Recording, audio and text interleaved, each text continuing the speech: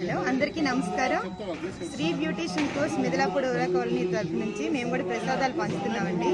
ఇక్కడ మూడు గుళ్ళ దగ్గర, అష్టలక్ష్మి టెంపుల్ దగ్గర, మిదిలాపూర్ కాలనీలో ఉన్న రామాలయం దగ్గర అన్ని కోవిళ్ళలో కూడా మేము ప్రసాదాలు పంచుతున్నాం. లాస్ట్ ఇయర్ కూడా పంచాము. ఆ చల్లని అమ్మవారి దయ అందరికీ ఉండాలి, మాకు కూడా ఉండాలని కోరుకుంటూ సెలవండి. అందరికీ ముందస్తుగా దసరా శుభాకాంక్షలు.